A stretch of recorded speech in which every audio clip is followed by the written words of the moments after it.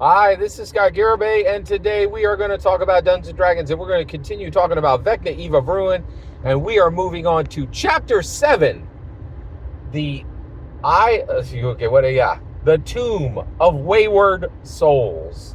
All right, so the Dragon Master characters now have 5 pieces of the Rod of 7 Parts. 5 pieces of the Rod of 7 Parts. That's a lot of pieces, right? So they're now going for the 6th. Where do they go for the 6th? They go to O Earth. O Earth is where Greyhawk is. So Greyhawk is a city on O Earth. They're going there. They find out that they are going to the Isle of Serpents. Where is the Isle of Serpents? Well, the Isle of Serpents is where Acerak, the Arch Lich, actually went through, swept through, cleared out a whole bunch of tombs, cleared out a whole bunch of dungeons, cleared out a whole bunch of crypts, got a whole heck a ton of magic items, and then re-hid those magic items and reformed the very same dungeons and the very same crypts and the very same catacombs that he went through and re-hid everything. Re-hid everything. Very interesting, right? Well, it's interesting. All right. Now, our player characters come in and they meet Lesa Morutali, right? Now, she is an ex-pirate who is now a human, good-aligned archaeologist. And she is specifically here from the lands of Earth and is trying to restore these magic items to the people of Earth who they were stolen from by Acerak and who they are now kept from by Acerak, the Archlich. Okay. Now, the player characters go into the Tomb of Wayward Souls, right? And there, they do not encounter Acerak. They encounter Rerak. Now, Rerak is a simulacrum of Acerak. And this simulacrum was forced into these buried dungeons, right? These dungeons. Buried dungeon is redundant, sorry. These dungeons where Acerak had put all of these, he's storing these magic items that he has, right, for different purposes, whatever evil purpose he wants to use it for. So Rerak is literally cursed to live forever in these dungeons and protect Acerak's treasure, right? So the player characters come into the Tomb of Wayward Souls. And the way the Tomb of Wayward Souls works is that basically, the Tomb of Wayward Souls, the situation is Rerak kills adventurers who come in, take all of their magic items, and then trap their soul in a gem that is in Rerak's eye. Okay?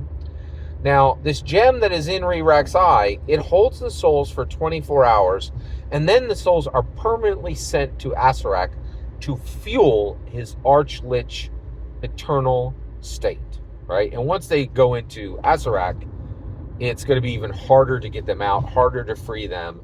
And there are like hundreds of adventurers who will come all over, and there's some very like +3 wand to the War Mage, immovable rod.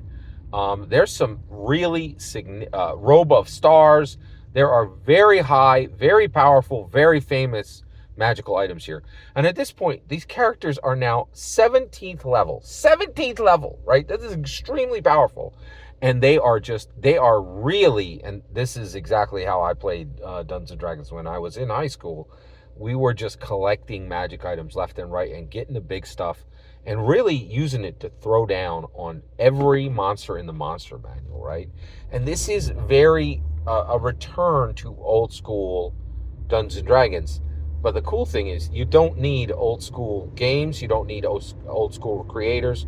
You don't need old school anything. Old school is completely present in D&D now, right? Like, so, and the point, and of course, in my opinion, OSR is completely unnecessary, has been unnecessary for 20 years, right? And I think Amanda Heyman has fully proven that with Vecna, Eve of Ruin, right? So, Acerak, so Rerak is, so the player characters go into the Tomb of Wayward Souls. They encounter Rerak. they can fight Rerak and destroy Rerak in the traditional sense that you would expect Rerak to be destroyed.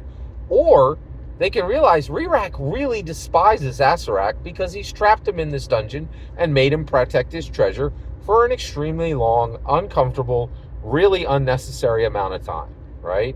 And so they can literally have a conversation with Rerak and convince him to simply turn against Acerak. And at this point, you can actually end this adventure. You can end this adventure with Rerak actually helping Leysa Morotali get all of these magical items back, or get many of these magical items back and give them to her people. Now, of course, Leysa Morotali is very skeptical of this, but the players can vouch for Rerak and really free Rerak. Now, you're like, wait a second, Scott, didn't you say you hated the Furiosa movie because it had exactly the same ending? Yes, I did. But this isn't the ending of Vecna Eve of Ruin. This is just one chapter, right? Like, so it's totally okay to use this here. And I think I would have been okay with Furiosa having a long conversation with, you know, now that I think about it, I probably wouldn't have been okay with Fury. If your character's named Furiosa, maybe you don't have long conversations about mental health. This is my take, right? So, like, it's kind of ridiculous. But I did think this fit here, right? Like, and the reason why is it's the Vecna Eve of Ruin is not the same. Like, the Vecna Eve of Ruin starts in a sigil sanctum, right? Like, that's very safe. That's not a wasteland. Her name is Illustriel, right? She's literally sitting on a couch when you meet her. It's okay for her to have long conversations. It's different. So, very interesting chapter. That is, and it ends with the player characters either having a conversation with Rerak or defeating Rerak, then getting all of the magic items, and then this is where it gets a little weird, right? There was this strange thing where there was a little bit of this, like, British museum thing where you're like, hey, do we give all these items to Leysa Morotali for her people at a very reduced price for what we could get anywhere else? Or do we keep them for ourselves, right? So that's going to be a little bit of a, that's pretty much a pretty significant decision point at the end. But it's an interesting chapter. That's everything that happens in Chapter 7. All the most important parts, in my humble opinion. Every single word you just heard is my humble opinion on about what the best parts of Chapter 7 were. The important part is when I hear your humble opinion on what the best parts of Vecna Eve of Ruin are. Please consider subscribing and have a fetch millennium.